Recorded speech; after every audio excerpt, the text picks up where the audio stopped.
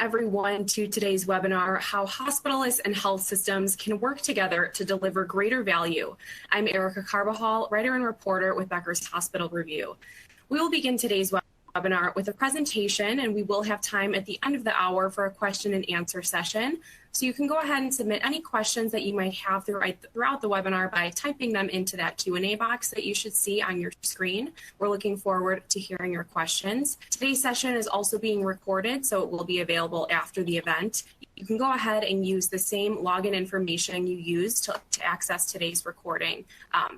Today's event. Once that recording is available, it'll be the same information. And at this time, I'm pleased to introduce our speakers.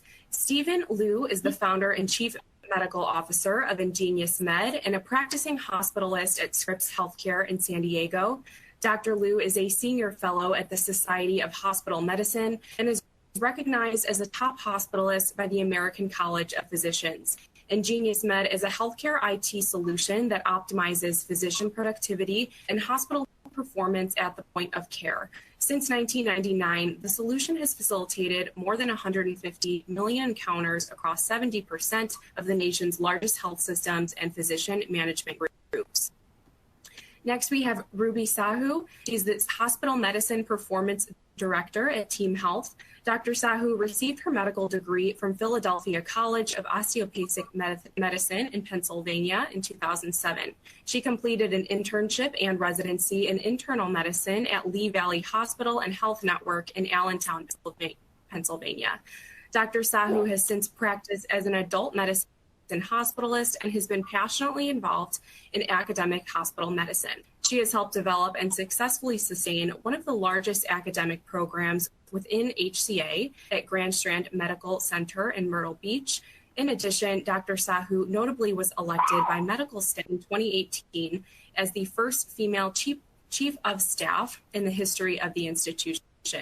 In 2019, Dr. Sahu completed her Physician Executive MBA from the University of Tennessee.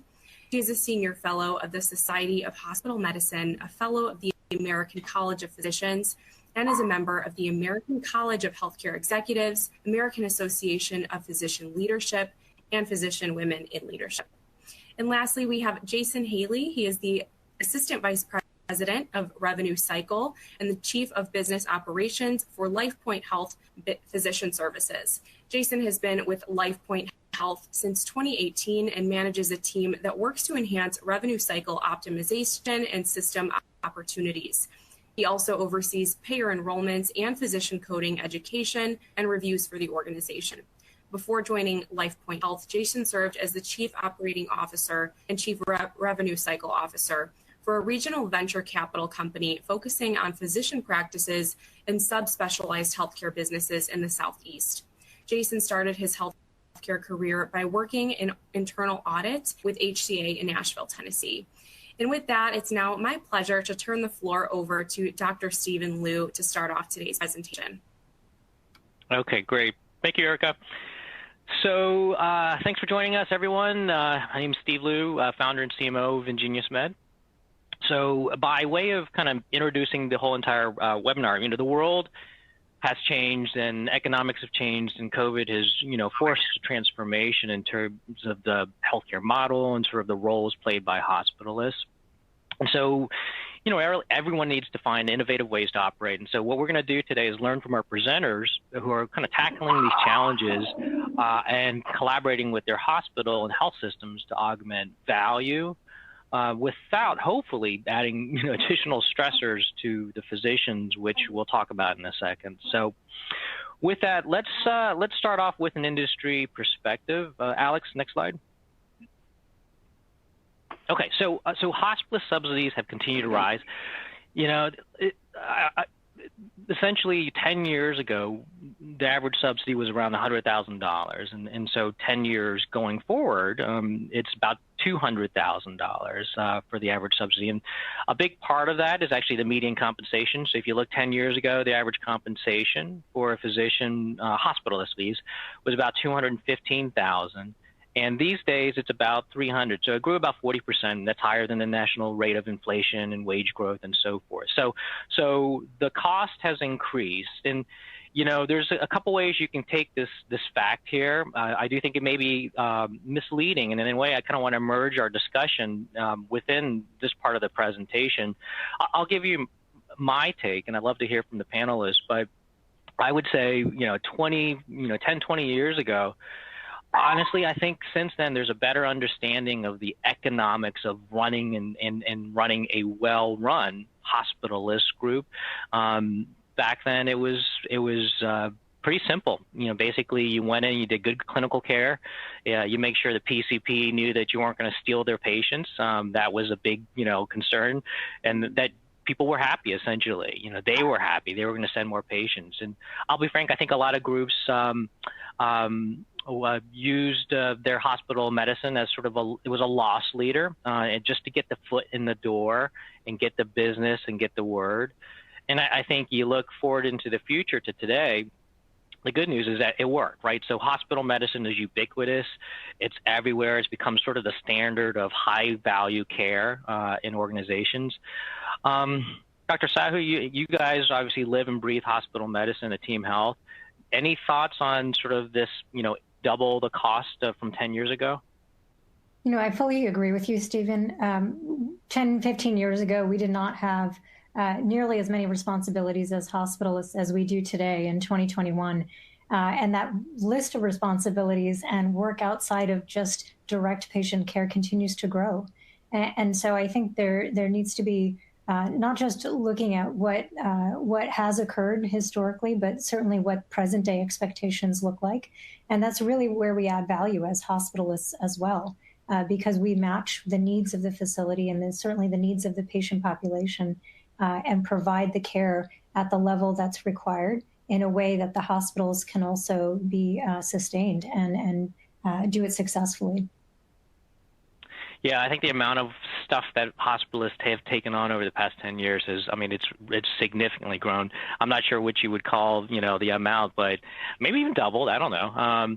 Jason, I'm curious, what has been your experience with hospital medicine and its growth over at LifePoint? Sure. So I can, just from my experience, even over the last 20 years, I remember when hospitals kind of came to be, and the kind of how it was new. And it's been so interesting to see the evolution of now how the use of hospitalists have been put in place. It's been interesting to see how they work that much closer with the specialists or the practice physicians and practices, so they can better serve the patients, so they can spend more time with the patients and work with the patients and allow them the hospitals to do the job that they do within the hospital. And so obviously it's been so much more efficient to see kind of the evolution of it grow. Yeah, it's a much better thing, isn't it? So I think we can all agree, sort of like in a way, sort of the increase in subsidy is almost like a right sizing of the amount of value that hospital medicine is bringing to the equation. So with that kind of brings up our next point, which is, unfortunately, despite all this, COVID has put some pressures on the model. And so you can see in the graphics here, hospital margins have rebounded, but they are still pretty darn tight. So, the high water mark, it was 6.7% back in 16, which is pretty good for health system, margins. And then you can see COVID hit, and you see sort of the negative margins in red. And, things just absolutely got decimated. And this is, if you guys remember in the beginning, procedures, elective procedures got stopped. There was no telemedicine that was everywhere. And so the whole machine just kind of grinded to a halt. And thankfully, things have improved. And I think it was Q1 of this year where folks transitioned and began to get back into positive margins and hopefully back to kind of pre-COVID levels. They're still a little shy. And, it's great news, but I think the problem is a couple things. So CARES funding has finished up, and so those funds that have kind of kept folks sort of at the positive, operating margins and able to kind of keep afloat, they're gone now. And, we have just kind of peaked with COVID. I think we've gotten past the peak of it, and hopefully on the downslope, but who knows what winter is going to bring. There's a lot of uncertainty, and so purse strings are tight, and I don't expect that to improve over the next, short term. And then, Alex, next slide.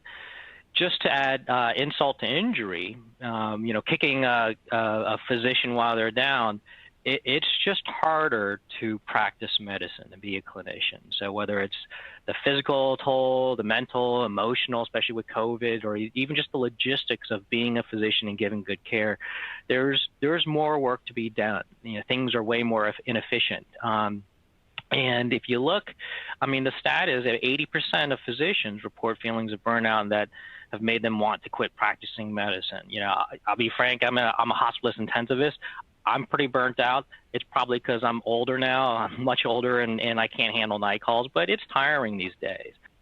There's also just more work to be done. And I hate this particular fact, but really, and this is ambulatory physicians also, but 25% of my time or our time is really only spent doing clinical, care, FaceTime. And the rest of the time, bottom line, it's a lot more administrative kind of paperwork. You can see sort of the causes on the right-hand side. And so that leads us to today's discussion. Alex, next slide, is where we've gotten to sort of the perfect storm of, the physicians cost a little bit more. There's less money to be spent. And there's more work to be done, and something's got to give, something's going to break. And so our topic is going to be about how hospitalist groups can grow their value with, in collaboration with their health systems, and just improve sort of the dynamics.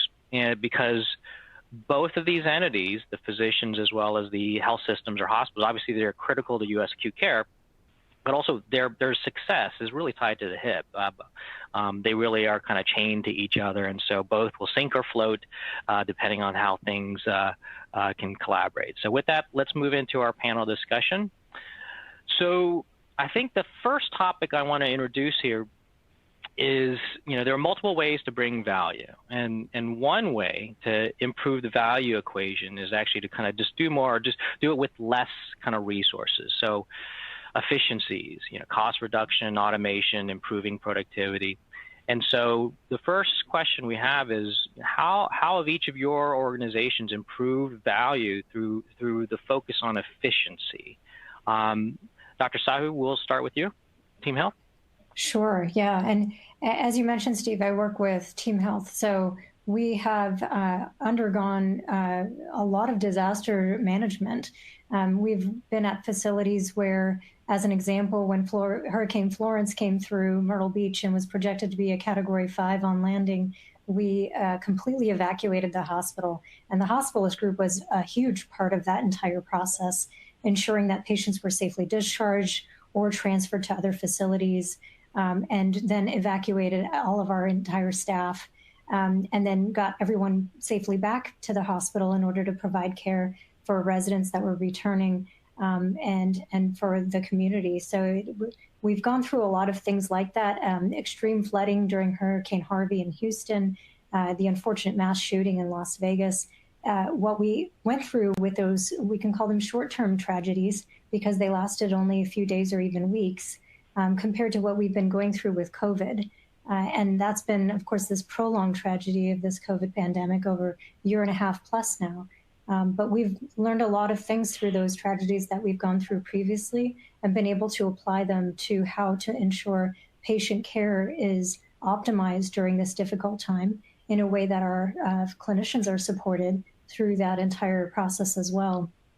And that includes being a company as big as we are, forming an emerging infectious disease task force, as an example, consisting of hospital medicine, emergency medicine, OB, anesthesia, surgical specialties, experts throughout the country, engaging in journal research and ensuring that we're providing the right information and guidelines that are relevant on a daily basis to our clinicians, so that they have the tools that they need to provide care for patients and to educate communities. Especially in this difficult time, we need to ensure that everyone has that information.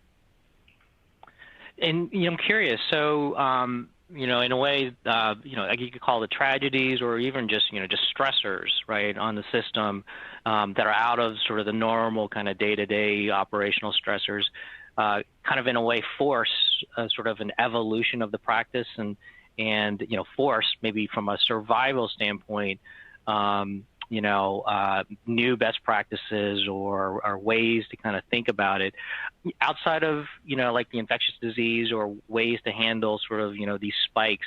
Are there any other, examples of things that team did in, other areas of related to sort of the peaks and spikes of COVID or just operationally that you guys have,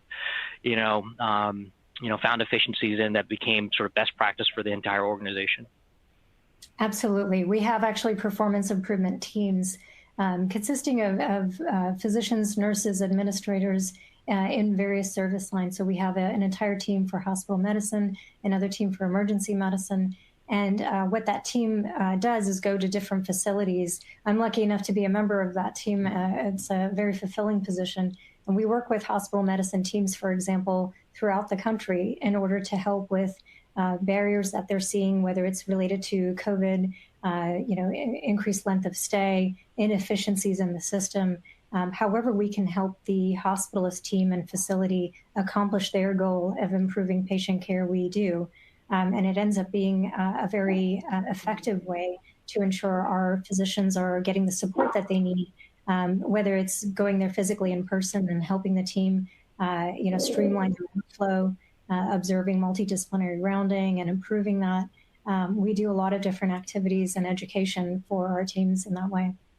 Oh, that's great. So it's sort of like a SWAT task force. Actually, it's kind of future-proofing the organization for whatever kind of comes forward in a way, huh? It is, yeah, absolutely. Great idea. Okay, Jason, over at LifePoint, how about from the back office standpoint, from the Rev Cycle portion? Yeah, good question. So, if we rewind about 2 years, we were in kind of organization where, because of acquisitions and growth, we kind of had some fragmented different systems and processes and reporting and tracking.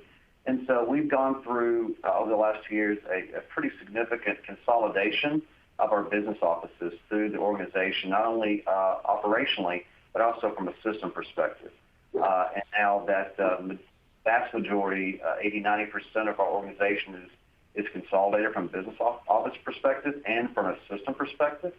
It's interesting to see that was kind of obviously not with COVID in mind, that because of now COVID is here, how that has all worked out and the proactive management kind of leading us in that direction, we were better prepared to deal with the COVID with being on a system that was web-based, that didn't require everybody to be on this connectivity. And so that really allowed us to be more prepared for the efficiency. And of course, obviously, because of us being consolidated, our ultimate goal was to support the providers. They work hard. We want to make sure that they are paid for the services that they render, and we've noticed success in that in working with those providers. And so, so I think that it's interesting to look back and then look forward and see how the planning and the work that's been done has really kind of set us up to get through the storm. Yeah, you kind of lucked out having done that before the world ended. Do you have any more specifics on what particular things you standardized on or best practices that got disseminated from a Rev Cycle standpoint? Yeah, thank you. The system was a big part. That allowed us to more strategically look at KPIs in a consistent way, report in a consistent way, report back to management and trend. Before it was very difficult to look at different reporting because systems obviously look at data a little differently and report on it differently. And so now that we are able to be under one system, that allows us to more consistently report and track and trend. And then cost. We're able to, better formulate cost and staffing productivity. Staffing productivity is big because particularly in this environment, the ability to track the productivity and to work with the staff that are working so hard, the reporting makes a big difference, and the system makes a big difference for us to support the staff and thereby support the markets and the providers. Awesome. I don't know if we can mute whoever's mic has got the good old COVID dog in the background, but if that would be great. look, revenue floats all boats, and cash makes things so much more easier, and so it makes a lot of sense there. I'm curious for both of you guys, were there any areas where efficiencies or maybe cuts got a little too close, got a little too deep, where in retrospect, either for future for others on the webinar, folks need to be careful? Steve, I'll start by answering that. You started this talk actually talking about burnout and all that's occurred because of COVID, and I fully agree. All the pressures that COVID has brought on have increased burnout significantly. And what I would say is, as we look at how to run these hospital systems efficiently and successfully, we also have to think about the added pressures that each of our physicians, APCs, nurses, everyone are seeing, in this very strained environment, providing care to patients who are extremely sick. How do we ensure that their needs are being met and that we're not consistently adding more to their plates, and that we're, as we expect more and more, which is understandable as patient care needs increase, are there ways that we can potentially streamline their workflow or remove barriers in order to make it easier for the clinicians to get back to the bedside and see the patients and spend the time with the patients as they, want to do. And I would say, in addition to that, ensuring that not just hospitalists, and certainly I would say hospitals, by the way, I think are definitely first and foremost on a lot of these metrics that involve patient care, because we impact every department in the hospital, and we care for usually a large majority of the patients in the hospital. But it's very, very difficult to accomplish these goals solo. And so a lot of times involving consultants in that equation and other members of the healthcare team, I think that makes it a lot easier for the hospitalists to accomplish their goals. As an example, I've worked at hospitals where the cardiologists and orthopedic surgeons and other physicians I worked with had no idea that we had a major length of stay problem, or that early discharges were a priority for the facility. And so you can imagine how much strain that brings to the average hospitalist who's doing their best to accomplish those goals, but doing it in a way where there are barriers they cannot overcome. We can't force a consultant to come in early to round and things like that. And so just having administrative involvement with the consultants and everyone on the healthcare team to help accomplish those goals, I think that is what can reduce burnout and improve workflow and get the hospitals back to the bedside. I'm curious, how do you, so there's the collegial part, right? So most hospitalists have an extremely great relationship with the consultants. They make their lives better and so forth. And so really anything that they can do to help the hospitalist group is good. Is there anything else you guys dangle, in order to get that consultant to come in earlier, or to leave recommendations, or to be part of the team, helping with hospital KPIs or metrics? Absolutely. As a hospitalist medical director, I think the best practice is really to engage the consultant groups and ensure that they understand, what needs the hospital has or the hospitalist group has, and that the hospitalists also understand what's going on with the consultants. So, as a physician leader, it's very helpful to meet with, for example, the chair of cardiology, and to figure out what their workflow looks like and how they handle STEMI coverage and echo readings and things like that, just to get an idea of what's going to work with getting those patients discharged in an expedited fashion after their, test results are back and things like that. So I really agree. Having a symbiotic relationship where we know that the consultants and the hospitals can work very well together in a way that supports their needs, but certainly the patients as well. Well, so you bring up a really interesting, inefficiency that's kind of popped up, which is, physician burnout, and that has become frontline news. It's probably one of, if not the top, issue out there, and sort of the staffing issues that it causes. And hospital medicine and I would say intensivist pulmonary probably take the brunt of all this COVID craziness. And if the docs are burnt out and broken, then the machine is broken, and just the value that's being being executed just may not happen. So, in terms of burnout, I'm curious for both of your organizations, how are you dealing with it? And actually, Jason, I don't know if there's burnout from the Rev Cycle operations and the business side, but is there? And is there anything that you all are doing, not just for that department, but also to minimize the burnout for frontline physicians? Yeah, good question. So as I talk with a lot of the divisions and the markets that we work with, the practices, one thing they've been trying to do is be flexible, realizing that even this front staff, the MAs, the front desk, et cetera, they also are struggling with a little bit of burnout. They have children that are now at home because school is closed, and different, their families, and dealing with these stressors. So just being flexible with the schedules. I know I've talked with several that has been thinking about changing their normal work hours that, traditionally it may have been 8 to 5 or 9 to 6, where they really try to be flexible with and working with the patients too on scheduling. And then just being flexible with the staff. As far as the revenue cycle, obviously they're dealing with some of the same stressors as it comes to their lives. And again, being flexible. Majority of our group now works from home, which again would not have been a thing we would have necessarily thought about. It would have been discussed but not implemented 2 years ago. But now, because of the changes we've made, a vast, if not the majority of our group is working from home. And again, working with them, being flexible, and at the same time ensuring that we are still meeting our productivity goals. But it's been interesting to see that we are still able to, through supporting them and managing them and giving them the support they need, that in many ways we are still meeting our goals, but still being flexible with them. Yeah, interesting. And you think that's going to stay as a long-term, part of doing business these days? Yeah, good question. So yes, we found it in a lot of cases to be successful.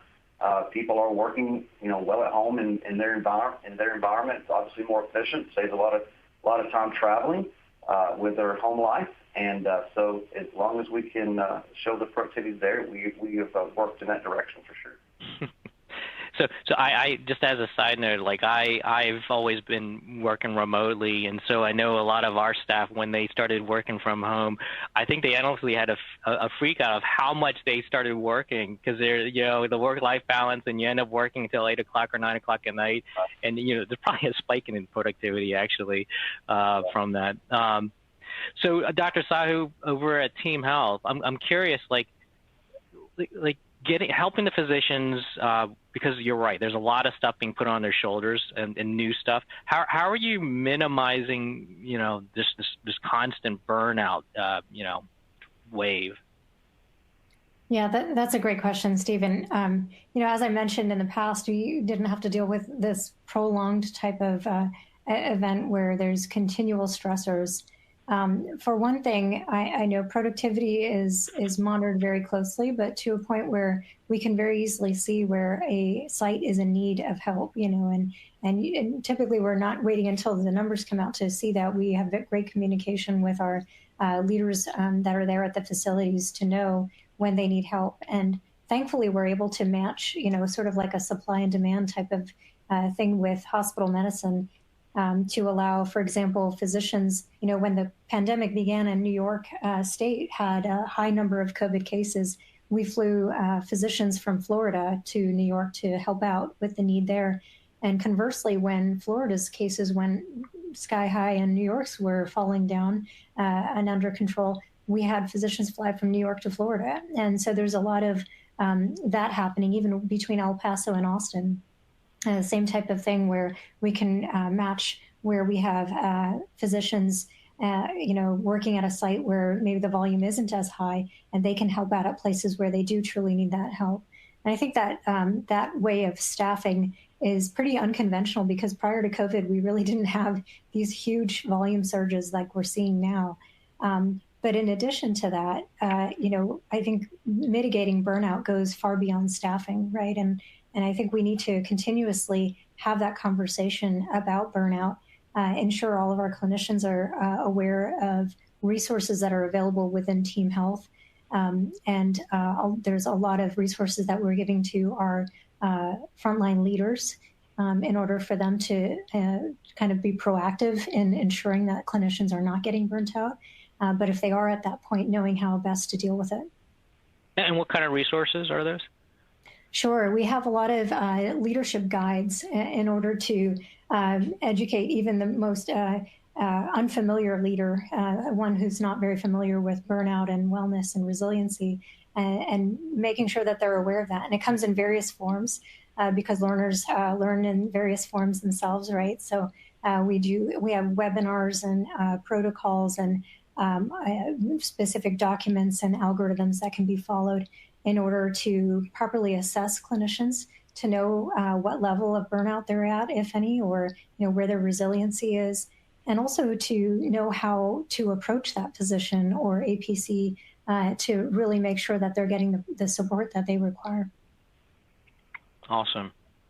Both of you guys mentioned something. We'll talk about this a little bit later in the webinar, but like leveraging data, and if you don't measure it, you can't manage it, and proactively. And Jason, you mentioned this with just your standardization, having kind of KPIs that you can kind of monitor and be proactive about.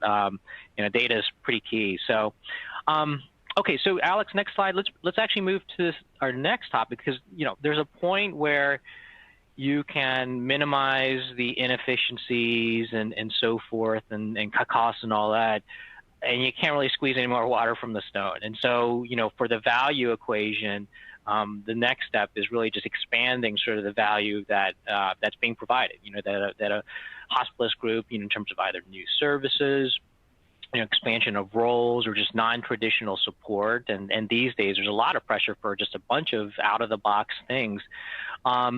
What have your organizations done in terms of expansion of value? We'll start with you, Dr. Sahu. Sure. So Team Health has gone into telemedicine and has really used that in a way. As we all know, during COVID, that was really the only opportunity to receive healthcare in some areas. And so that was something that they were able to provide, even in times of great need, when there was significant flooding, for example, in Tennessee. They were able to provide telemedicine services to the residents of communities that were in need at that time. So certainly telemedicine is a big opportunity and something that we're looking more and more into. But in addition to that, especially in hospital medicine, during COVID especially, I saw a lot of excellent co-management where hospitalists were assuming care of a lot of patients that they otherwise may not have been as involved in. And I think we can all agree there's certainly plenty of literature out there to show that hospitalist co-management of patients results in higher quality of care and a significant improvement in metrics that reflect patient care. And so I saw a lot of that happening during COVID times that has even persisted till today, even in those areas where COVID cases have been on the decline. What kind of co-management was it that was non-traditional, I guess? Yeah, in some facilities, it's not always the culture to get hospitalists involved, for example, on all orthopedic patients or, trauma surgery, OB, et cetera. And again, that was something that hospitalists were able to provide to ensure that, every medical issue that was present for the patient was adequately cared for. But there was also standardization of protocols and handling of, COVID precautions and things like that. Yeah. Makes sense. Yeah, a lot of good stuff comes from this bad. Jason, over at LifePoint, any things that you guys have seen in terms of expansion of value? Yeah, you've mentioned telemedicine. Obviously, that was a big part of that. It was, again, something that was discussed pre-COVID, but obviously COVID kind of forced us into that market. And it's been, I'll tell you what's interesting, to see the increase of using telemedicine. But even as we get on maybe the other side of it, even though I know we're not completely on the other side, but definitely as we kind of come back to the hospitals using more of the traditional services, the telemedicine volume has remained almost the same. So showing that obviously patients were not just using it in that time, but now more adapted to that. And obviously the market providers have really kind of used this now as a kind of traditional service now that I think will continue on even beyond the COVID realm. And so that obviously has been interesting to kind of see the evolution of telemedicine and its use. And I will say, IngeniousMed using IngeniousMed, not only for our providers, but in our markets as we consolidated those. One of the things we work to do is introduce use of IngeniousMed to those markets and those providers, and the providers that are using it have really enjoyed the simplicity of it, having it on their phone, and just being able to be more flexible in working with their patients and their rounds. And also for our staff. The staff and coders use it as well in some cases. So just introducing other vendors and other things like that has proven to be successful in helping the market. Ah, that's awesome. No, thanks for that. I mean, our goal was really just to make things easier so that you could be a physician. I mean, that was like a mission statement I wrote way back. But that was really the goal. If you can do that, you've got, you're doing good stuff. I'm curious, so for both of you all, there's this need for doing new things or whatever. The physicians are already, are overwhelmed, and they're seeing high volumes at some points or whatnot. Like, how are you balancing, hey, now there's some co-management that we need, we're getting pulled into for the hip fractures with ortho or whatever, and yet you also have to kind of keep the, just the general parts of the business running, and the docs are burnt out. Like, how do you balance that combination of being asked to, which is a great thing, provide more value, but also keeping the workloads, I guess, safe or tolerable? Yeah, Steve, I think the easiest way to answer that is to look at what's in the best interest of the patients as well as the people that are providing the care. And both are certainly important. But what we need to do in order to make sure that the patients get the care that they require, depending on the scenario, is it because of COVID fluctuations, significant numbers of COVID patients, and and what treatments are available there, and in addition to that, making sure that our physicians and APCs are not getting significantly overwhelmed with all of that, and if they are, certainly bringing in help to offload that burden to ensure that they're able to get back to doing the work that they need to do. And are there any areas that the physicians or the Rev Cycle business portion of the orgs are being asked to do that are just not interesting or outside of comfort zone, or where you're pushing back? Steve, I'll answer that. And I think, as a hospitalist, I feel like that's what we do. That's what we do on a regular basis, is to bridge the gap and to meet the needs of the community and the hospital. So if administrators come to us and identify a need, we as hospitals, we step up and we're regularly able to help with those needs. A lot of times our hospital medicine leaders are standing shoulder to shoulder with hospital administrators, problem solving for whatever issue has come up. And I can think of, hospitals, for example, in New Jersey, where, hearing from the leaders there early on, they took on management of every COVID patient in order to make sure that the COVID patients were properly cared for, and we, were able to provide additional resources so those teams didn't get overwhelmed. But even to staff tent hospitals that came up in those high COVID areas, and providing ICU coverage when we weren't even involved in the ICU, but just because the need was there. So I think we regularly do that, where we step up and we help out where there's a need, no matter what the ask is. Excellent. I mean, you couldn't ask for anything better, right? From a partnership standpoint, with your health system. I mean, it's like the epitome of a strategic partnership that's a give and take, and to be asked as frontline as, can you help? That's kind of what you want. I mean, Jason, anything that you have to add on this? Yeah, I would say not only we forget sometimes, not only we experiencing challenges with staffing and productivity, the payers are as well. And so as we're working with Rev Cycle, working with the Blue Crosses of the world, working with the Medicaids of the world, it's caused us to kind of step back and rethink, how are we contacting them? How are we working with them? Maybe how we did it a year ago, a year and a half ago is not the same. It's going to require some more patience. It's also going to require us to think differently and work with those payers a little bit more directly and as much as we can. Again, with getting us to the finish line, trying to get paid, trying to make sure that we are fulfilling our goals. And so we are, we have to think a little differently and dig a little deeper sometimes in getting paid and working with these payers, because they too are experiencing some of the same challenges. Yeah, and the response has been collaborative too? Yes, absolutely. Awesome. So let's talk about something we kind of touched on earlier, but there's another way, maybe a little less obvious, to demonstrate or improve value, and it's actually kind of showcasing sort of the value that's actually being delivered, the full value. And I would say, having done this for a while, traditionally a lot of groups probably undersell themselves. They either have no data or bad data in order to showcase, sort of the value that they're bringing, or maybe they do have data, but they're just not leveraging it. And so, how are you all ensuring that your hospital health system partners are seeing the value that your organizations are bringing? And any particular KPIs that have really kind of risen recently? Dr. Sahu with Team Health, how about you all? Yeah, that's a great question, Steve. And I agree with you. So many times we do so much valuable work, but it's really difficult for someone outside of the facility that isn't there to see it every day to recognize that if the data isn't there to show that.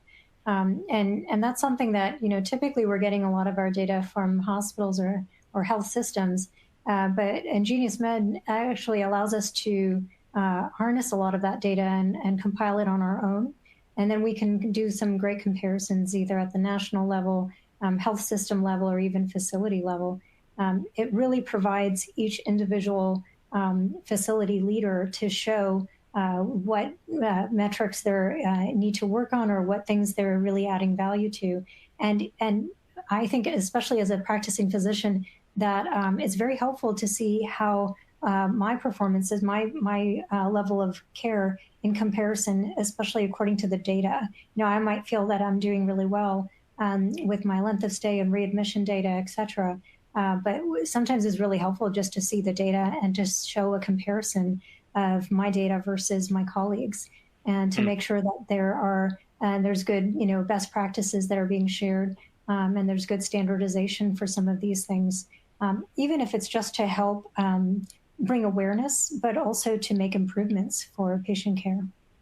Yeah, I mean, they need to see how they're performing. I'm curious, like Jason at LifePoint, are you guys doing not just physician, but also back office, metrics and whatnot to measure performance? Yeah, thank you. Great question. So, yeah, absolutely. You're talking about demonstrating value. Through this, the revenue cycle obviously has to demonstrate value too. We've gone through, as I've mentioned before, tremendous consolidation. But now on the back end, it's kind of up to the group here and the team and our partners to make sure that we are demonstrating value, that we are bringing the bottom line and increasing collections, et cetera. One of the main stats we look at is collections per work RVU. To me, that is a really good stat that kind of shows the health or the collectability of the work that's being done. We may get into this later, but one thing that we have learned through particularly through the main part of COVID, is some of the traditional KPIs we may have looked at, may not be relevant at that time, AR days, et cetera, because the mix changed so dramatically. Working through, the different mix of patients and type of procedures, and strictly COVID patients, et cetera. So that caused us to really step back and think through that and realize that, hey, let's get to the bottom line. Are we really increasing value by bringing the procedures that are being done, the patients that are being seen? Are we really, making sure that we are working to get paid on the services we render? It makes sense. So the tweak of what's being focused on is kind of changed, at least for the short term, for now. Mm-hmm. Yeah. From on the physician side, to Jason's point, have any particular metrics changed in terms of looking at the performances of groups during COVID, or are they kind of staying pretty static? And then I actually have a second question, which is, what happens when so I'm sure that the back office never complains about metrics on how they're performing, but maybe they do. I know physicians complain all the time. Like, do the physicians ever push back on, we're seeing this, and how do you deal with that? Sure, Steve. I think the easiest way to answer that is COVID has affected just about every metric that there is, usually in an adverse way that it's made it very difficult to accomplish the metric goals that have been established at every facility nationwide. And I think that every hospitalist is really noticing that significant trend. Where we as hospitalists really deliver value is a lot of times, for example, in throughput with length of stay or early discharges, even improving case mix index with improved documentation and things like that. All of that has been affected by COVID. And especially when it comes to throughput, we've seen significant barriers that in a lot of cases are very difficult to overcome, because of nursing homes having very strict protocols in accepting patients with COVID, just severity of illness and things like that. So I would say certainly metrics have been significantly affected as a result of all the issues surrounding COVID. But, to answer your question, I think the hospitalists, the input that they can provide is so valuable. As a physician leader, a lot of times I'm looking at processes from a high level and thinking, how do we improve this? But knowing that day-to-day experience and input from a hospitalist is how we get there, and so we really need to understand the process in order to improve it. And that's the input that we a lot of times get from hospitals to say, we can discharge this patient, but we need to do X, Y, and Z. And that's where we can, make sure that the needs are met, most importantly of the patients, to make sure that they're getting what they need, but that these metrics are improved in a way that works best for the patients and everyone involved. Awesome. Thank you. I think we're getting near the end of the hour, and the team wants some time for questions as well. So maybe we'll just kind of tie this up. Any parting thoughts for today's webinar, Jason?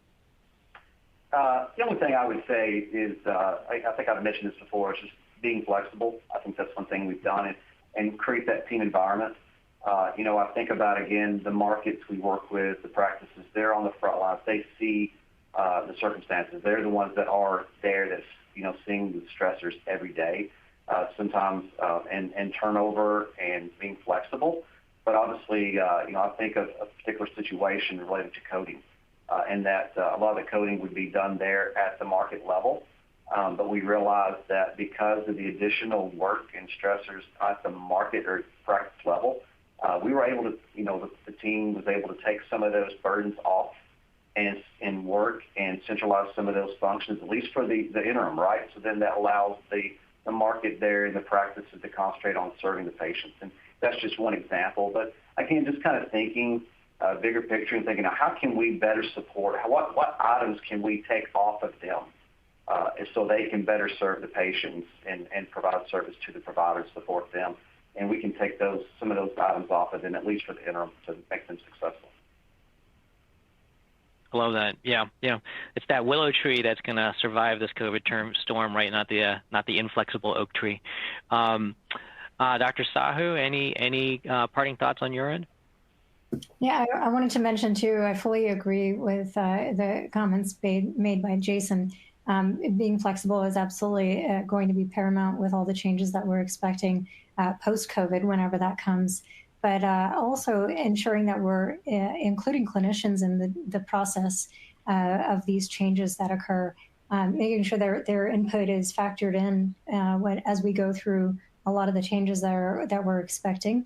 And as I mentioned earlier, ensuring that all the key stakeholders are involved, getting consultants involved in these conversations just to make them aware of the challenges that they're facing. And certainly involving the hospitals in these things, but everyone on the care team in order to make sure that we were successful in meeting these metrics. Wonderful. Okay, thanks, folks. Let's move to the Q&A portion, and I'm going to rely on the team hidden behind the scenes to get the questions to us. What would be the first question? Thank you so much, Dr. Liu, Jason, and Dr. Sahu for that fantastic presentation. So we'll go ahead and get right into the questions here. Feel free to continue sending in questions. It looks like we got a lot here. So first, an attendee says, I appreciate the effort to highlight successes and great practices. Can you talk about some approaches that haven't worked in terms of reducing the burden on physicians or impacting the negative dynamics of burnout? Oh, interesting. Probably Dr. Sahu, would that probably be you? Yeah, absolutely. I think it's a great question. And, we're looking at improving metrics all the time with the understanding that metrics, of course, reflect patient care, which is what we're all here for. However, as I mentioned earlier, sometimes it's very easy to just put a lot of stress on improving a number without realizing the true process that's required to improve that. And what I mean is you can do, runarounds and ways to get around that number to improve the actual number, but we haven't actually improved the process. And that's where I think we really need to do those deeper dives to ensure what were we trying to accomplish by this metric to begin with? And are the patients actually getting better care as a result of this improvement in the number? And if not, let's get back to what we need to fix there, and how do we continue improving that? And when you ask the question, I believe was examples of things that have gone wrong. I can think of length of stay is a big one, right? As hospitalists, we're challenged with improving length of stay on a regular basis. The worst thing that we can do is improve length of stay at the expense of something else.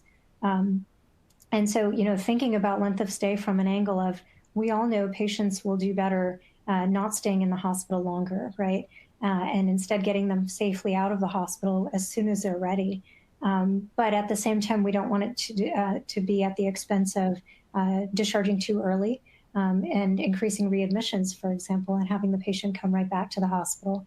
And so that's where, as I mentioned, I think the process needs to be looked at very, very thoroughly to ensure that we're doing the right thing for the patients, not just improving a number. Thank you, Dr. Sahu. Next here, can you please give an example of how you use Hospitalists for telemedicine?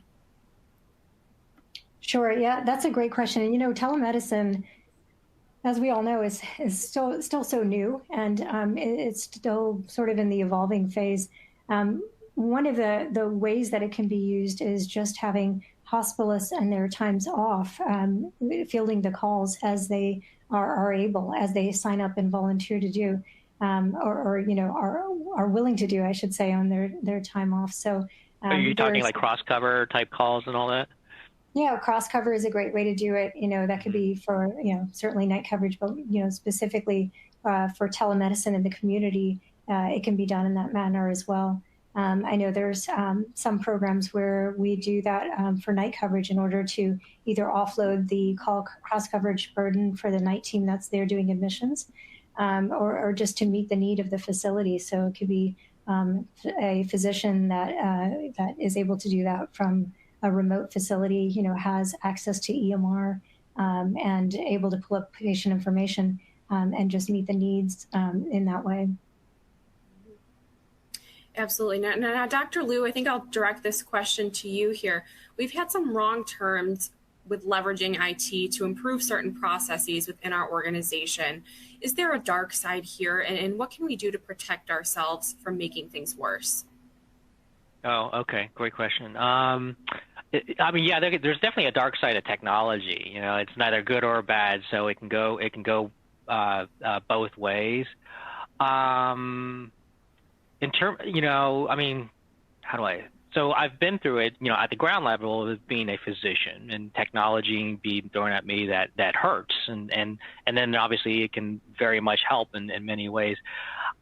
I think I'll answer it this way: as you implement some sort of technology that hopefully is going to have some sort of automation outcome or improvement of some processes, it has to actually, I guess, work in the real world. Maybe that's a better way to frame it. Sometimes things are great ideas, but in the crucible of a completely, crazy day in the life of a clinician, sometimes they break down. And so it just has to keep pace with sort of the reality of just how, because sometimes, when designing our solution, Docs don't use it the way you expect to, but that's the normal, I guess, if that makes sense. And so if something can actually be usable by the end users, clinicians, then you've got something because it gets used, I guess. So roundabout way of, some things to think about. And that's why, clinicians being involved in all these discussions, but even IT discussions is probably an important part of it.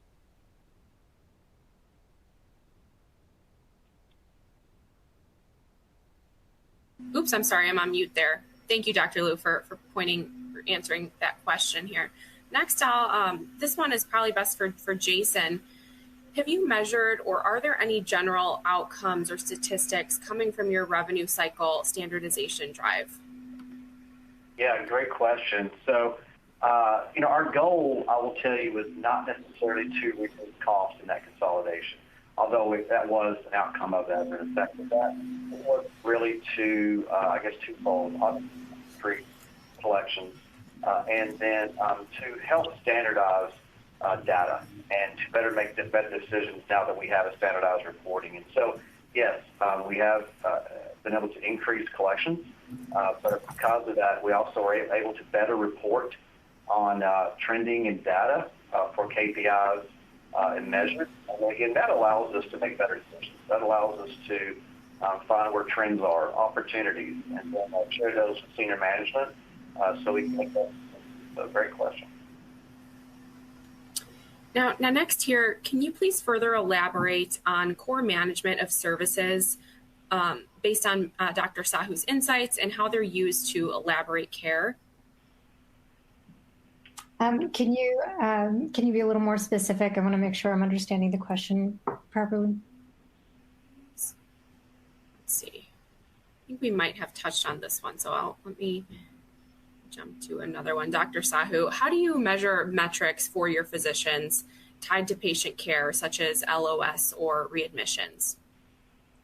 Yeah, that's a great question. And it really comes down to what the facility typically does. And a lot of facilities will measure metrics differently as far as attribution goes.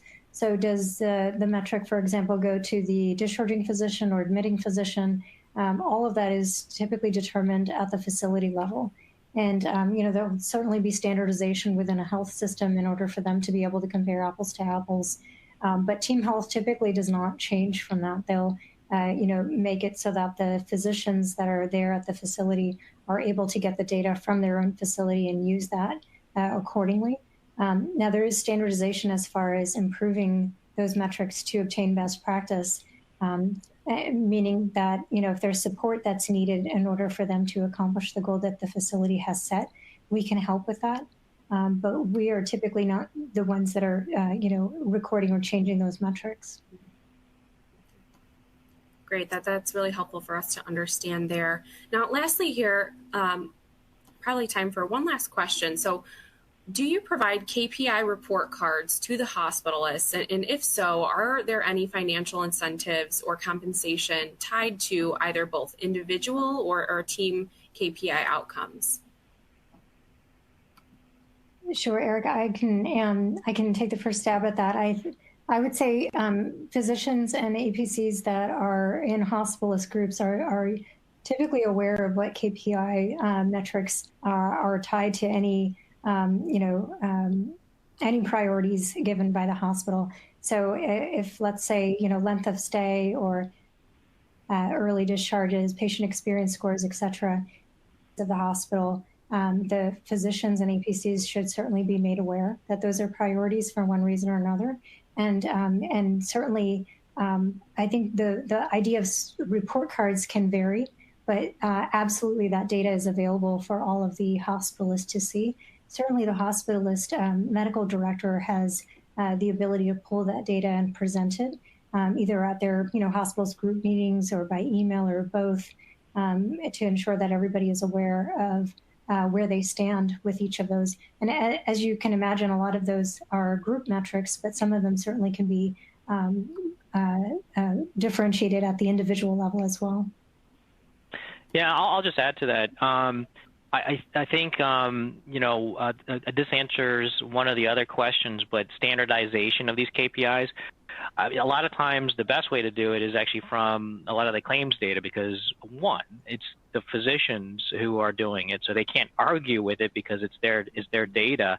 And then also when you have that, getting it to the physicians unblinded, like to the point where actually they can see with their colleagues at that particular location that they're the best physician or the worst. I mean, having it, just the raw data there is actually extremely powerful for actually managing physicians, or self-management in a way. It brings them into part of the part of the strategy, I guess. They become partners of the practice. So I would do that and do it on a regular basis. And yes, I have seen groups have incentives, depends on which KPIs, both at the individual and at the group level. And I think they're both absolutely great ways to do it.